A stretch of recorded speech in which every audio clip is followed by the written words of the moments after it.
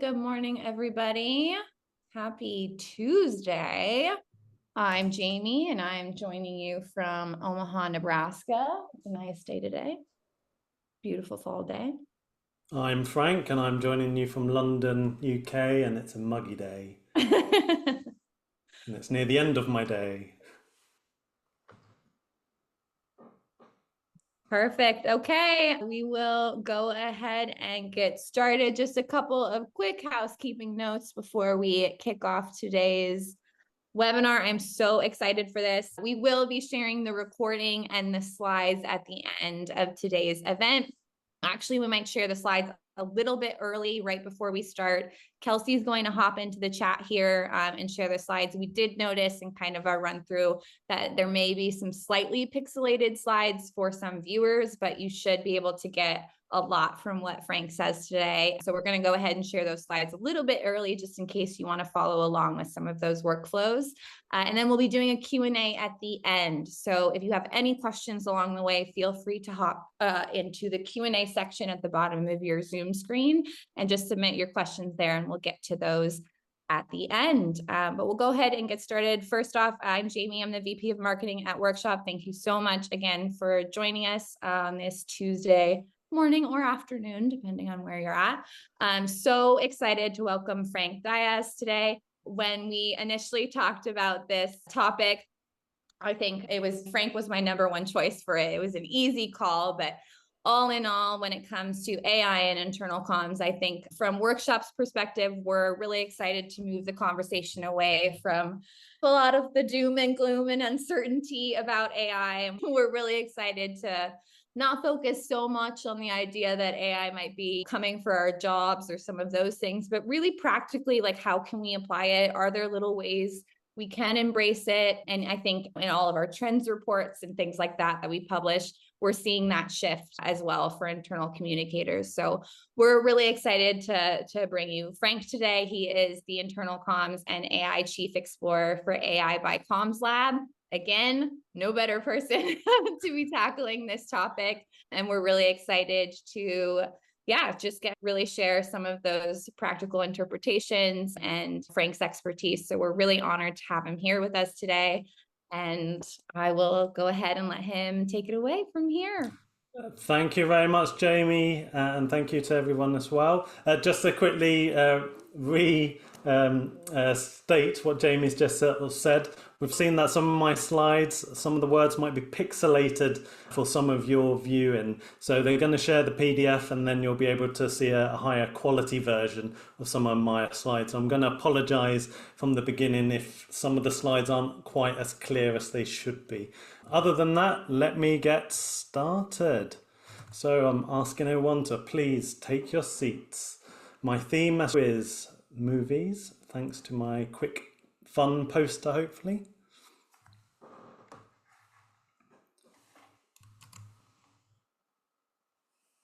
Let's get started.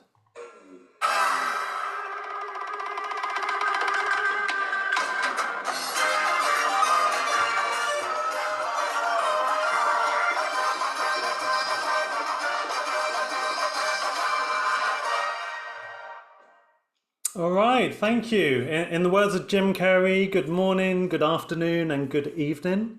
And welcome to my movie-themed internal comms and AI webinar with my good robot Tom Selleck, Magnum AI bot, and myself, Frank Dias. Just like any sort of good wedding speech, I'd like to thank the awesome workshop team for reaching out to me for doing this session, and to all of you for giving me some of your time today. I hope at least you find one thing of value that will spark something different and will positively manifest itself in you.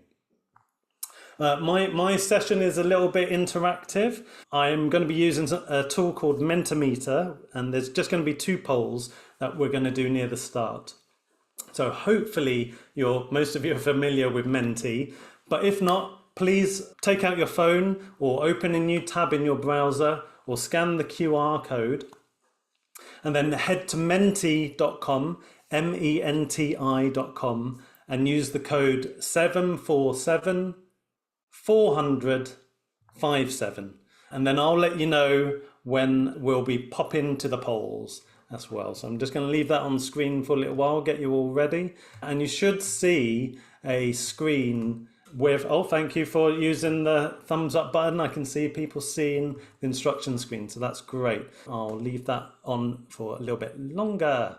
3, 2, 1. Right, let's move over. And the good news, when there is a poll, the details of this will be on those slides as well. Hang on a second, what's this? Quick caveat, this guy doesn't have all the answers, but Magnum AI does. Well, it's a really great point, Magnum. Like you, I'm learning, and the answer is I don't actually have all the answers. I just started off slightly earlier than most. I'm a little bit geeky. I've been a little bit ahead of the curve in using AI, experimenting with AI, and trying to integrate it into the way I work.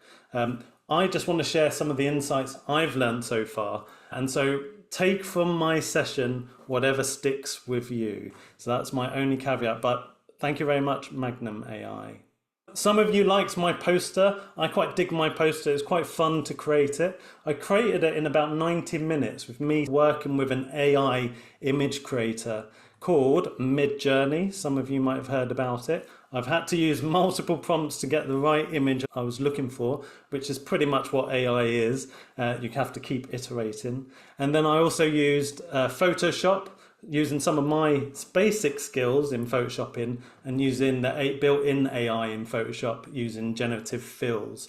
I also used another tool called Magnifique, which allows me to do AI upscaling and AI enhancing to the image. And then I recently found a really cool tool called Immersity AI, which adds motion to turn 2D images to give it a bit more of a 3D illusion. Now, the most important bit in all of this is actually your skills and your knowledge and your experience. That's what counts when using AI. So even though I'm giving you this example of a poster and image I created, actually the foundations of it actually resonate with anything that you're doing within AI. Many of you here today are all professional at what you do. Use that with AI in terms of that skills, knowledge, and experience, because you know what good quality looks like, and that's the key to it all. Always have that in mind when using AI. Rubbish in, rubbish out. The principles are still the same, whether it's a music generation, image generation, video generation, or text creation. As long as you know the job that you want to do and you roughly know the output that you want, then it's your skills and knowledge which will help you select the right tools for the right job. So really experiment and get to know the strengths and weaknesses of the different tools that you're using, as well as your own, and learn how to iterate prompts when you're using AI. One of AI's strengths really is adding fresh ideas, and this is where iterations of your prompting and outputs really helps you fine-tune what you're after. At the end of the day, we're all the shape of the sum of the learnings that have made us who we are today. So we have our own biases, our own silos, and our own ways of how we do things and how they should be done in our mind. I just really wanted to convey fun to AI, which is why I started off with a poster. It's something definitely to marvel at in terms of the tool that we have here. And we've never really truly seen such magic before. And yes, there are dark elements to it, but isn't that just like humanity? AI is a gathering of our knowledge, like an infinite library. It's actually a sort of playback of us, our humanity, because it's scraped or gathered all of the information about humanity and what we've written and shared everywhere. And there's good and then there's bad. And it's really like a prediction mirror. There are definitely ethical considerations, diversity considerations, and so much more, but which is no different to us in real life, right? Ponder this. We seem to worry that AI hallucinates, is biased, makes up stuff, gets things wrong, can be considered dangerous, could do fraud, and many other bad things. But who trained it? These things happen today by people already in and outside companies, even though we have these rules and laws in place. Interestingly enough, we seem to want AI to be like Mary Poppins, practically perfect in every way.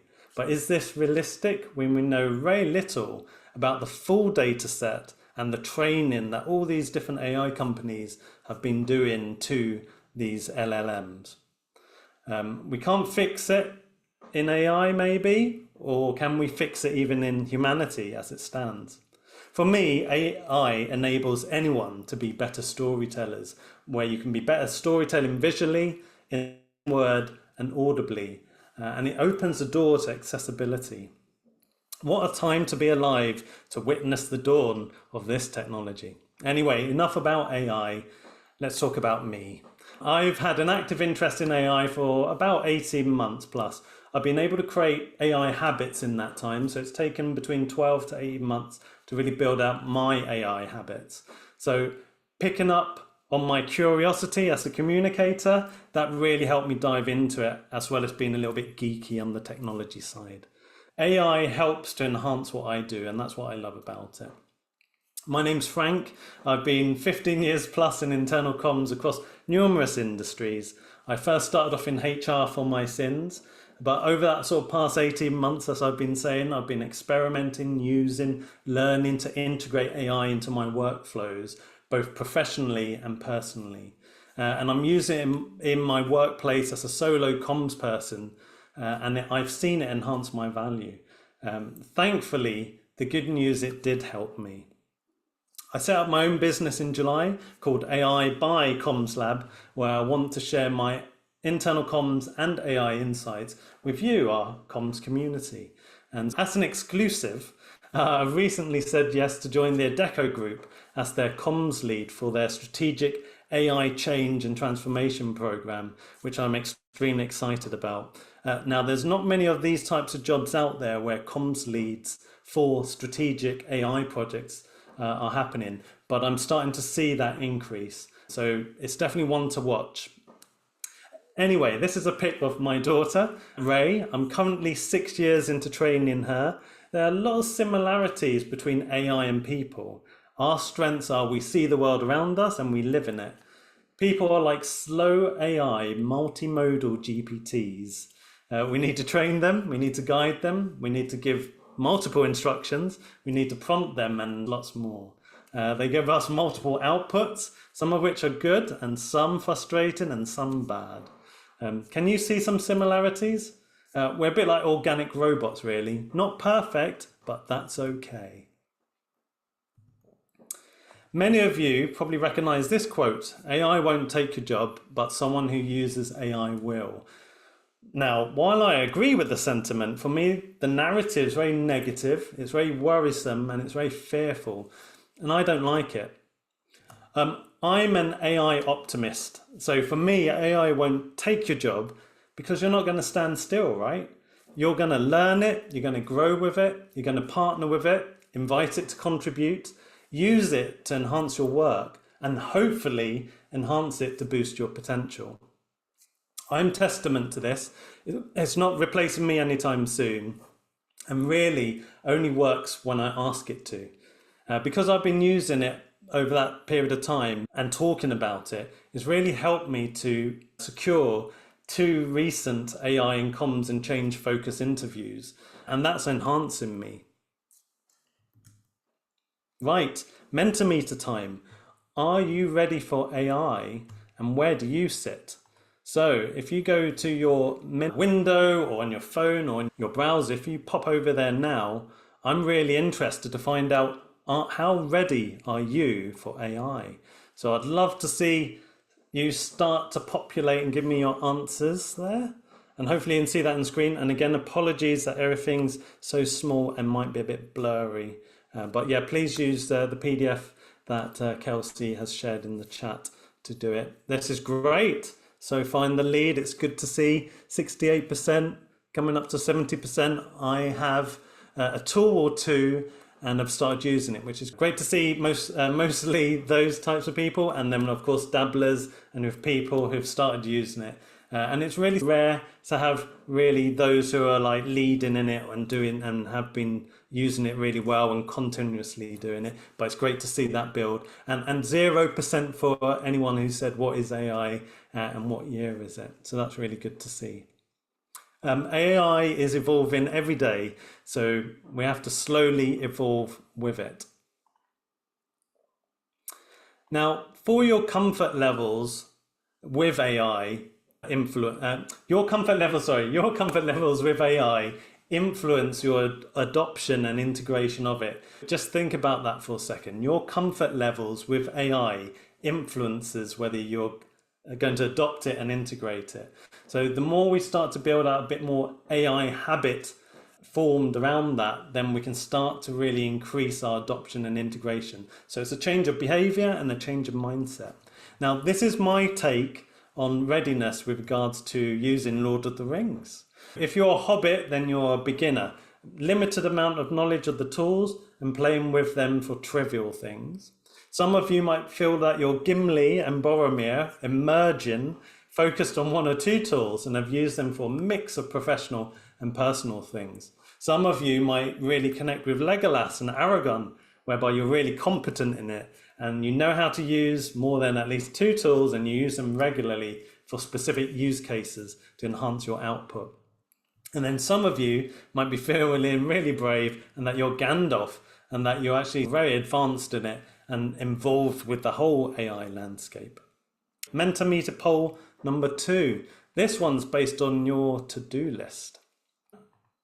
Let me just pull that in. What internal comms tasks would you love AI to take off your plate? And let's have a look what people are saying there. Yes, copywriting's a good one. Yeah. Newsletters, rewording things, really good. I posted this question on LinkedIn this week. Some people said that they're really interested in the art of the possible. Now, this is where I say it's all about imagination. And this is my challenge to all of you is really when you start to get to know AI and what it's capable of, really try and look at your workflows and your work through the imagination lens to really start to see whether you can think slightly differently about how to do that piece of work. And in particular, really involve AI to helping you build that out. But sorry, it's gone super small now, but news creation, collating content, personalization, sentiment analysis, first drafts, summarizing. There's plenty of use cases here. So yeah, thank you for gathering that. I'll share a better quality of that word cloud later with everyone, but thank you for adding in your points into that, and feel free to keep adding them in throughout my talk. Now, in summary, we're really after AI's help is really what that's all trying to tell us. Now, these are just some of the characteristics that we're asking help for. We're looking for quick turnaround. We're really interested in identifying patterns and trends. We really want to deal with time-consuming and repetitive tasks, and in particular around processing and analyzing large amounts of data. Why are you doing all of these things? You're really trying to get your time back. So time back to think, time back to focus on being more strategic, and time back really around adding more value. And that's really critical in all of this with regards to why are we seeking AI to help us with some of our work. But what's the secret sauce? And for me, the secret sauce is all linked to AI integration and adoption. But where do you start? It's the sexy stuff, understanding your workflows, tasks and processes. For me, in what I've learned in the last 18 months, is the first step to really building out your AI habits and really looking at it from a professional angle. Now, I've got two areas around this workflow that I'm looking at. One is context assessment, which basically means asking yourself, do you know what you're doing to do said job? And then the second part of it, in terms of my prototype and workflow, is workflow architecture, which is really just the steps you need to flow to complete the job. Now, again, just apologies that if you can't see this on your screens, please use the PDF link that Kelsey shared in the chat to get a better quality version, but I apologize that we haven't got that into a clearer slide for you. But in terms of context assessment, this is the first stage in helping you integrate AI better. So the first step is really defining the project scope or work scope. This is a no-brainer really, understanding what the objectives and the aim is for what the piece of work that you're setting out to do. The second side is to assess yourself, assess your individual knowledge and your experience relevant to that piece of work or to that project. And if you've got any gaps in that knowledge, go and manually research and update and upgrade your knowledge about how to do that piece of work. And then the third part to it is all about responsible AI usage. Now, this really means your own company's policies, if you have one, your rules, your guidelines, what tools you're allowed to use.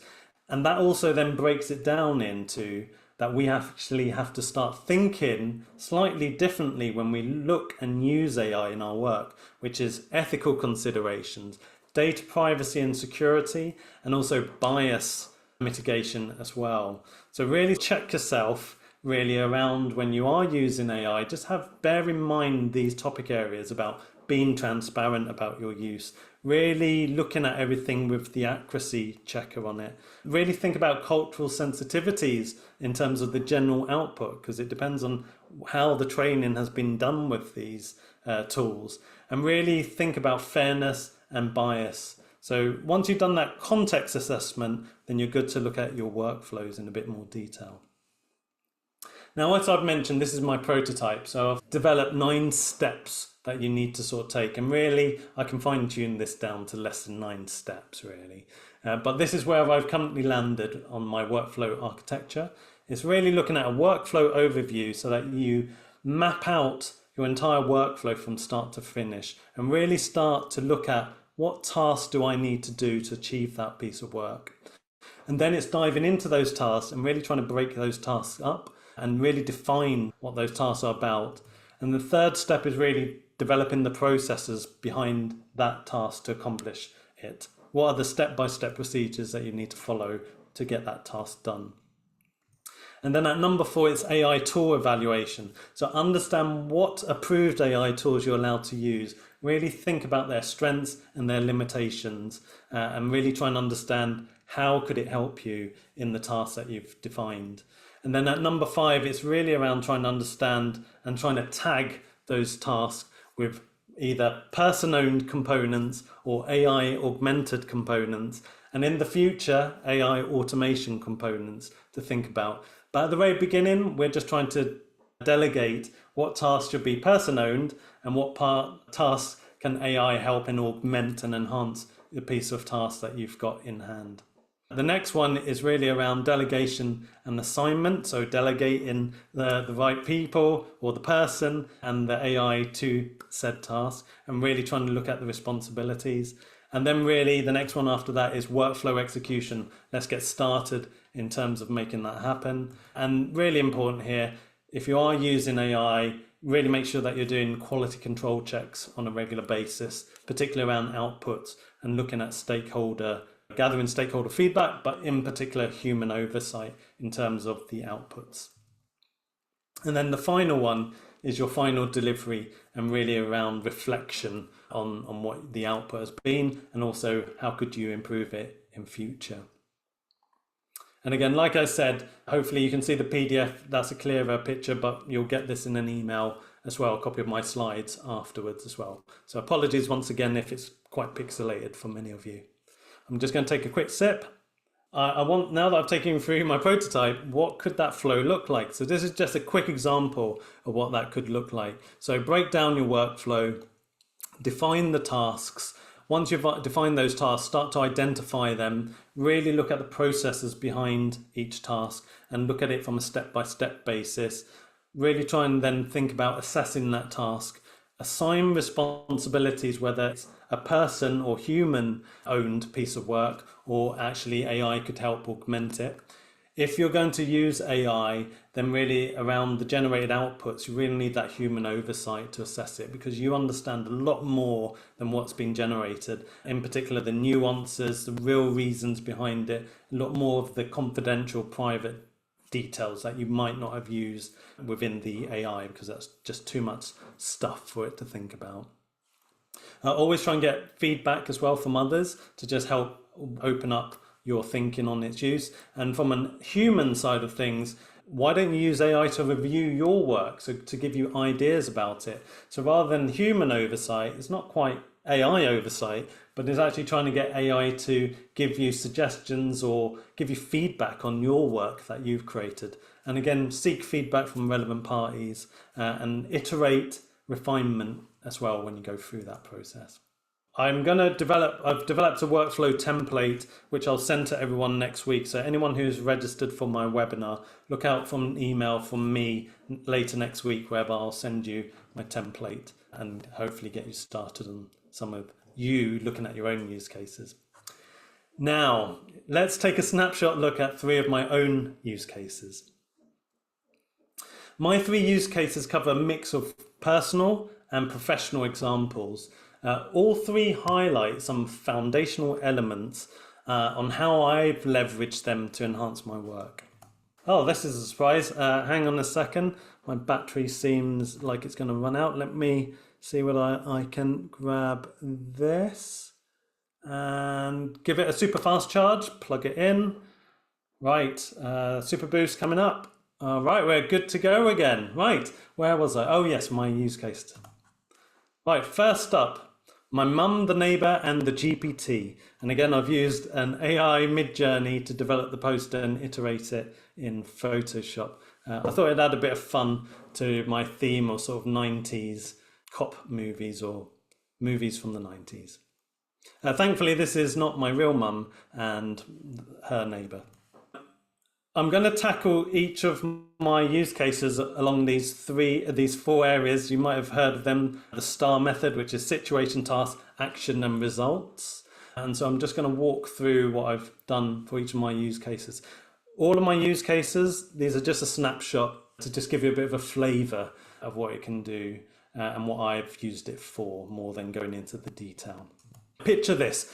My elderly mum, peaceful at home, been there for the last 30 odd years, loves her conservatory, threatened by a dastardly neighbour's plans. So the new neighbour moved in and they wanted to expand and extend their property, which is fair enough.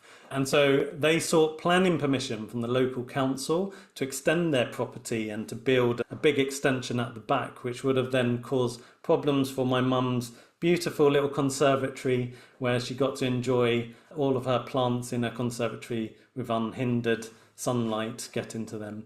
So my mum wanted to object. Her concerns were sense of enclosure, overshadowing, and a loss of light. So I thought, what could I do here to help? This is where I saw this as a perfect example to actually involve ChatGPT. So the tasks I needed to do were write a legal style objection letter addressing my mum's concerns. It didn't need to be full on legal style because actually it's just an objection I'm doing as a person. I just wanted it to feel like a legal in tone and language. I also want to ensure that the objection cited was related to relevant laws, regulations, as well as my mum's emotions on the matter. And the third sort of task, how many fingers, create a reusable system for potential future objections. So within ChatGPT, you can create something called custom GPTs. And so I created a custom GPT here. Now, what actions did I then take to try and complete these tasks? I conducted research to improve my own knowledge. So I was starting off at a novice level with regards to how do you challenge planning permission? And I needed to at least get to an amateur level. So I did my own research manually to increase my knowledge about what I needed the AI to actually do, rather than just give everything to the AI, letting AI make decisions. I needed to increase my knowledge first so that I could actually still be in control. So what I looked into the different laws and regulations, and what I did, I grabbed those laws and regulations as well as examples of how other people won their cases, and I collected that as knowledge, which I then plugged into the custom GPT I was building. And so I created this custom GPT with that knowledge to actually then be able to write my objection letters. And then I used it to generate a formal objection. Now, the quality of this first draft letter of objection was actually really good. I made sure there was no personal information in it, but actually the quality was really good. I didn't actually need to do too much editing on it, which was perfect. Now, the results. We won. The council accepted our first objection letter and they denied the neighbour's initial application. That immediately made me think the power of AI to help you even with personal things was really good. And also it helped the neighbour to change their plan, so they reapplied and we had to do another objection. I use my custom GPT, objection GPT, and we won again. So it's now 2 out of 2 wins for AI versus humanity with regards to objecting on extensions. Now, we're currently doing our 3rd objection at the moment, but the real benefit of it is the neighbour has changed their plans based on our objections so that it's more considered for my mum so that she can enjoy her peace and quiet in her own property. But anyway, there's a lot of foundations here. I'll come back to that. Next case, Your Honour. Now, this next case or next use case is called From Interview to Intranet in a Jiffy. So as a solo comms pro in my last workplace, I needed to turn around intranet stories quickly.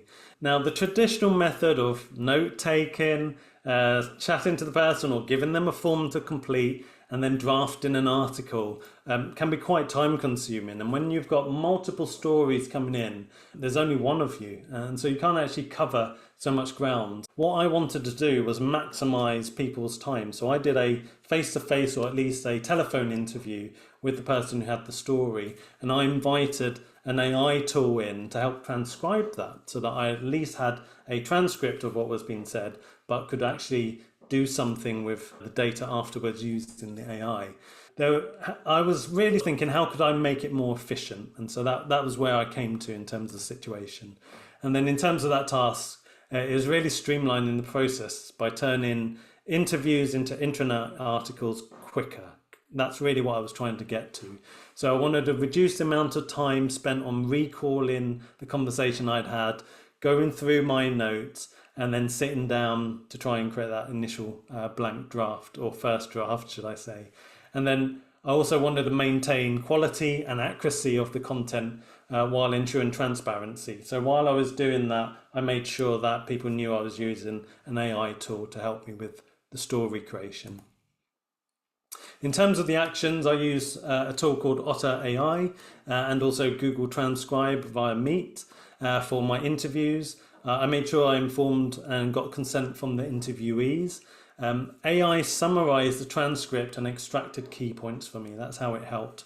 And then I engaged in a conversation with the transcript, which basically brought back to life the transcript, and being able to actually have the sparring partner with to really shape the story that I was looking at was actually a real big time saver there. I knew the story I wanted to create. I knew the hooks that I wanted to cover. So I always had the structure idea of the story. AI just helped me to piece together certain elements of it that I could then take offline and complete as a complete story to then share with the interviewee.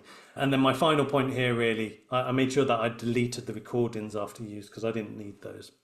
And then in terms of the results, reduced time from interview to draft to about 2 to 3 hours worth of work. It enabled same to next day, a bit like Amazon, turnaround of the first draft to the employee that I interviewed, which was great. And also I maintained human oversight throughout it. It was me writing the full story itself rather than getting AI to do it all. And that allowed really the quality control that I wanted. But it helped reduce my stress and isolation by doing it that way as well. My final use case is DIY employee survey with a hint of AI magic. Now, I don't know whether some of you know this guy. His name's Sean Randall. He's also known as Mr. Editorial. I'm going to hopefully do a 3-part article for his newsletter soon. So if you're not a subscriber to his, please follow him and join his newsletter. I'm going to really dive into this use case with a lot more detail and laying it out about exactly what I did and how I did it. So stay tuned for that article in a bit more detail. But this is just my snapshot. Thanks, Sean. Looking at the situation, I wanted to conduct a 3,000 people comms engagement survey as a solo comms person. I wanted to create a customized survey related to the business priorities. I needed efficient and trustworthy analysis of potentially large amounts of data in particular response data. The tasks I needed to complete was develop a comprehensive, relevant question set from scratch, develop a survey that aligns with the company's strategy and priorities, and really build efficiency, trusted analysis for my final results so that I could present some actionable insights. In terms of the actions, I collected and collated about 600 questions from various established survey providers like Great Place to Work, Culture Amp, Gallup Q12 and a few others, where they'd posted things in blogs or news stories and shared elements of their question set, because I was really interested to find out what are the themes of all of these engagement surveys that are out there that different companies use. And so I was able to gather about 600 questions, plug that into ChatGPT. Its superpower is dealing with structured and unstructured data really quickly. I was able to get ChatGPT to categorize all of those questions into 5 themes is where it landed, remove duplicate, again, does it in a jiffy, and then it allowed me to take that offline whereby I could then scrutinize those questions and really add in some of my personalized questions from the company's priorities and strategy that I wanted to include. So that helped me to really streamline the question set, which I then checked in and got feedback from different stakeholders to then fine tune. I wrote the comms, I then created the survey within Google Forms, and then I went live with it. I then used ChatGPT 4 with its code interpreter to do that rapid analysis of 12,000 data points.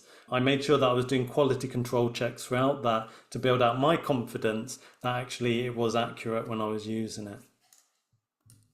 And in terms of the results, successfully created a custom 50 question survey with a 25% response rate, which was good for this company I was working in. It was our first major survey that we were owning. I was able to reduce manual data analysis time by approximately about 2 weeks uninterrupted, and then efficiently produce stats, correlations, trends, more time to do that strategic thinking that I mentioned earlier.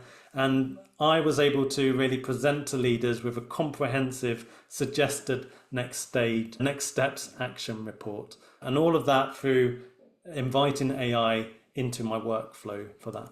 That's a lot there. Now I wanted to cover foundation points. My equation is people plus internal comms plus AI equals what? And this is really around playing to the strength. Why not ask ChatGPT, please summarize the common themes of these 3 user cases?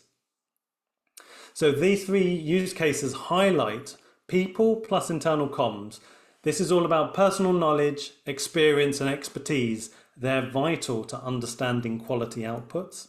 Highlight number 2, internal comms plus AI is really about knowing the strengths of the AI tool that you're using, as well as your own strengths and knowledge to allow you to leverage the greatest value in enhancing your thinking with first drafts, summaries, suggestions, ideas, analysis, feedback, advice, together with iterative prompting, enabling collaboration between the person and the AI tool.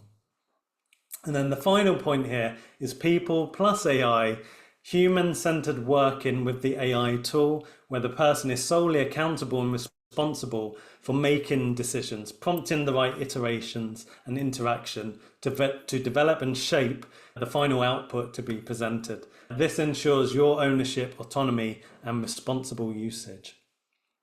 And really, all of this is about understanding your workflows, enabling you to better integrate AI smarter. Now, the good news is we're near the end of my webinar because I want to save some time for some questions, but I also just wanted to pick up two parts, which is what's in my AI toolkit. Now, I break mine up into 6 areas, and the cause of my toolkit is really around writing, analytics, transcribing, and researching. Now, I explore many different tools on a regular basis and do lots of testing on different tools. But the ones I'll just highlight to you as at least try and start to get to know is ChatGPT, Claude. There's a really good product called Boodlebox, which actually is a single platform but incorporates many different models into one package so that You don't have to just pay for ChatGPT separately or Claude separately. You can actually just use Boodlebox to pay once, which is the same price as individually. And actually you could just use Boodlebox as a way of using your AI. I would also recommend a transcriber. I used Otter AI and have been using Otter AI for quite some time, but I really like one called Limitless at the moment, which I'm using. And then the final one is around researching. So Perplexity, if you haven't know about Perplexity, go and look up Perplexity, because it's the best at really focusing your search that you're after. Oh, and a quick point from Magnum AI, watch out for those costs because they can get you. They hook you in with the free, but then you start to pay for some of the premium services. Just be careful of how that can add up across all of those tools. And then my final one really is my 3 takeaways in terms of your mission, if you decide to accept it, is to build an AI habit. So number 1, these are things that you do yourself. Start incredibly small. Choose an AI agent text tool, select one of your workflows, and invite AI to help you break it into its component tasks. So just choose one workflow, use an AI tool to just really break down the tasks. And that's all you need to do for mission 1. And then for mission 2, again, this is all for yourself. Increase your habit in tiny ways. So start to dive, once you're happy with all your tasks, start to dive into each of them. Share your views with AI by going into the detail for each one in terms of what you think is the detail for each task. And then mention your aim. What are you trying to achieve with this so that AI has some of this background knowledge and context? And then ask for improvement suggestions. Now, this is a great way to use AI rather than asking it to generate everything that you need. Actually asking it to actually critique your thinking helps you to have a conversation with it. And then my final mission for you is really just to share your insights with your team. So start to invite your team to look at doing similar missions. Be patient, stick to a sustainable pace, and build your AI habits together as a team. Regularly talk and share your learnings with each other. And that will start to really help escalate and fast track your learning as well as your team's learning. You'll be glad to know I've finished my main webinar. Just a quick plug, AI ecosystem is overwhelming, as we know. Over 50,000 plus AI companies so far across countries and industries. AI tools and news is constantly appearing with no end in sight. Please follow me on LinkedIn, Smack. That's what my profile picture looks like. Follow me on LinkedIn. I want to try and help as many comms people learn about internal comms and AI, so I'll be sharing as much as possible through my LinkedIn post. I'm trying to be a bit of an AI educator as well as an AI filter for internal comms. I'm looking at creating my own fortnightly e-magazine called Remixing Comms, which is going to aim to come out early October, but please subscribe to it now, today, and then you'll be one of the first to at least see my sort of short newsletter that I'm looking at doing. And you can easily find it at bit.ly/remixing comms, bit.ly/remixing. And that's it, folks. That's all, folks. Thank you very much for your time. It's question time now, and over to you. Thank you, Frank. I'm going to hop in and just share a couple more workshop resources on the AI front. Hopefully you can all see this, but thank you so much, Frank. You do such a great job at making AI approachable and practical and not scary and intimidating. So love that. Hope that we also embrace that approach here at workshops. Just a couple of quick things. If you do not have an AI policy in place yet, or if you're not 100% sure if you're able to even adopt some of these tools yet, this is a really great starting point. We love seeing internal communicators take the lead on AI in a lot of cases and document these things and make sure that the rest of the company is really aware of what they can and cannot do with AI. So we have an AI policy template on our website at useworkshop.com/resources. And Kelsey, I'm sure will drop the link to this template as well. We'll include it in follow-up resources too. So that's a solid starting point. And if you are not familiar with Workshop yet, we are an internal email and communications platform that really looks at creating, sending, managing, and measuring email and SMS as internal communications channels. And we're really happy. We're actually implementing some new AI features and launching them this week.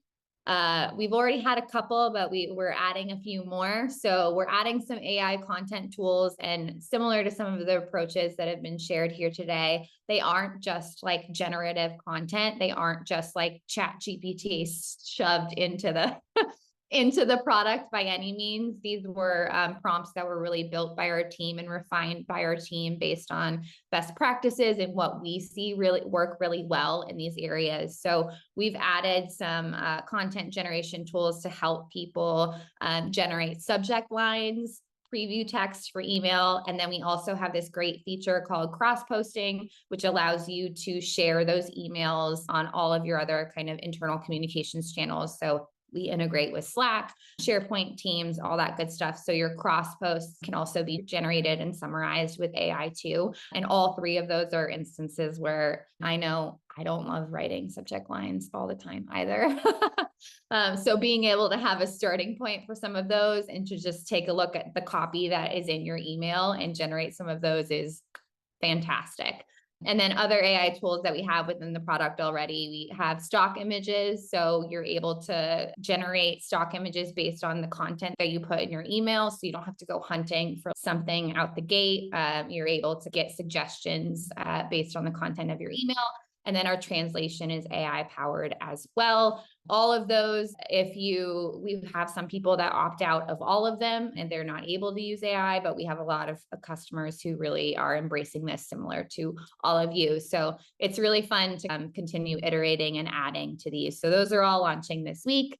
And yeah, I think that's all I have on my front. We're ready to jump into Q&A. Please feel free to add. There's a Q&A section at the bottom of your Zoom screen.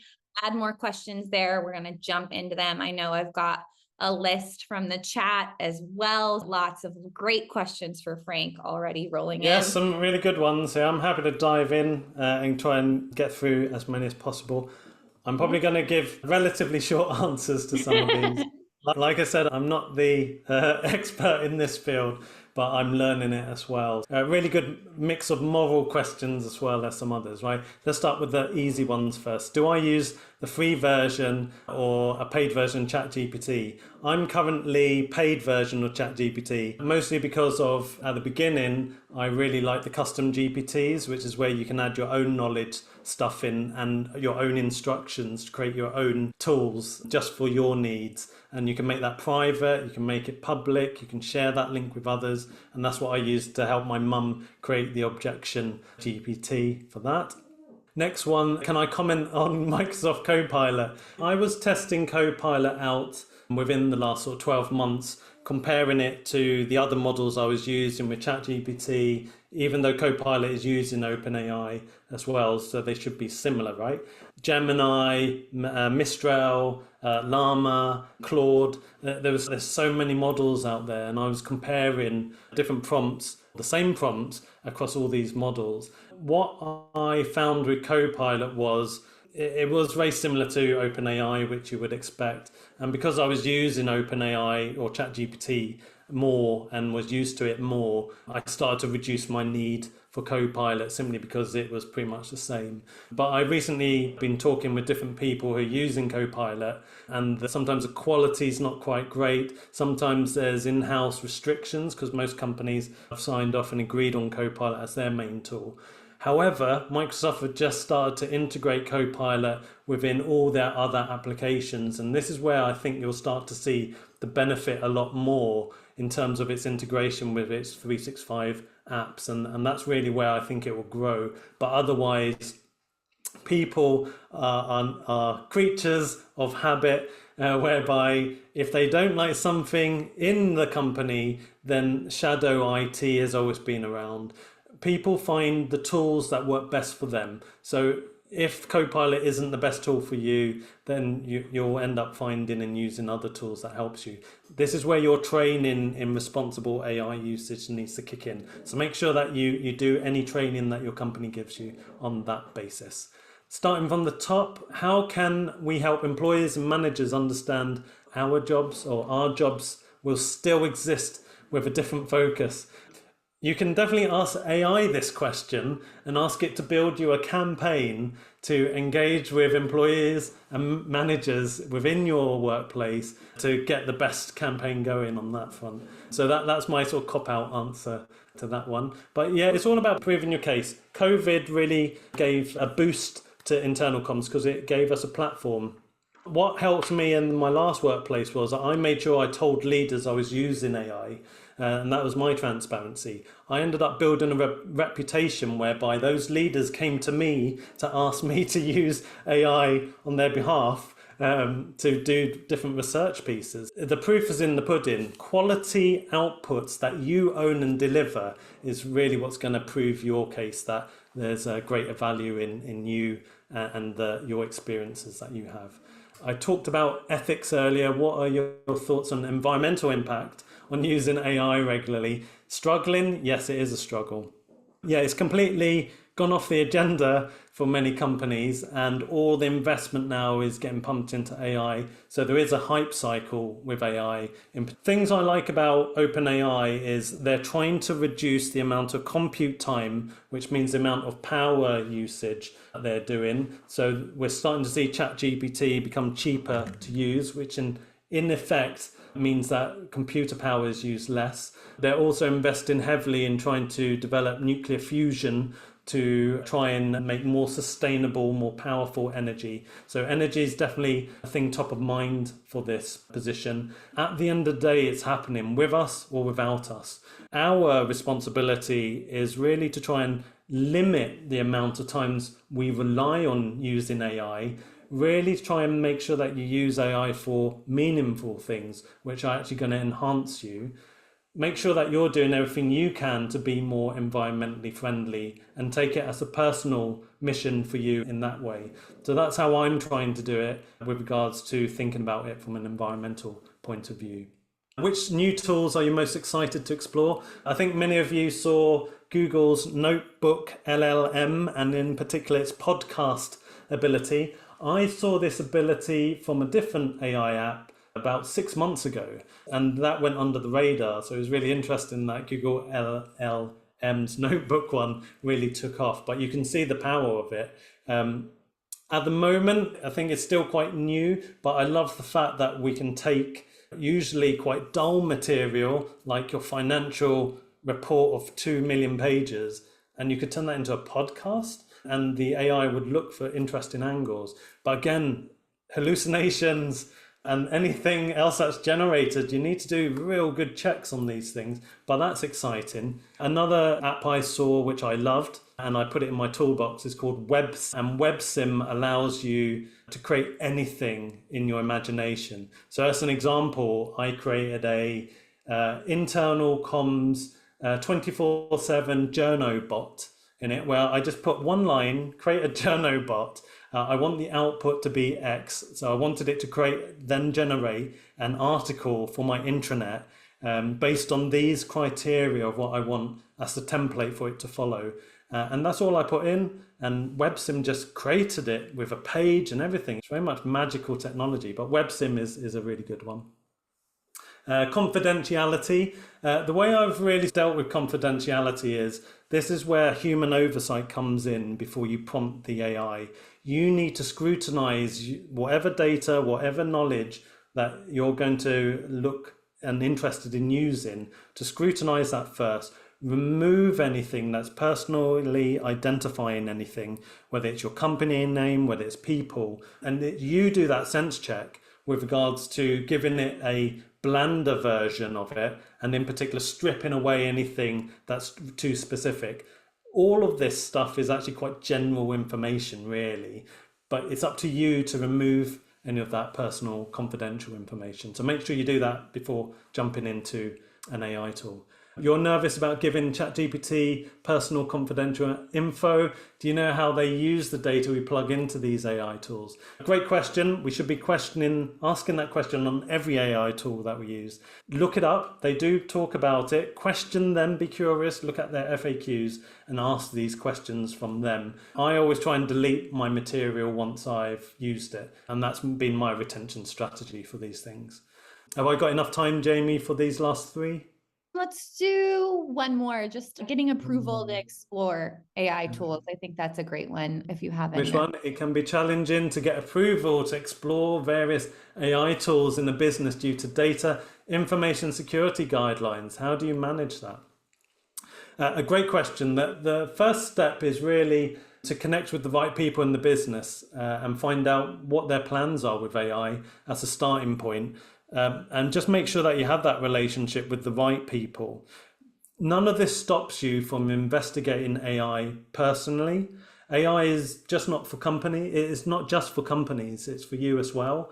So you can do your research and understand it more so that by the time the enterprise or the company you're working for is at least caught up with where the flood is going with all of this, you'll at least be informed. So take the missions, do the missions yourself with regards to yourself, and be curious out there. Perfect. Great. Thank you so much, Frank. Thank you for everyone for joining us today. Again, you'll get the slides, the recording, all of the resources that we mentioned today as well in a follow-up email here shortly. And yeah, we look forward to seeing you at our next event. And please make sure to follow Frank on LinkedIn. Thank you everyone for your time. I hope there was one thing that you enjoyed from it anyway. But have a good week and good luck in your AI journey. Ciao for now. Bye. Bye.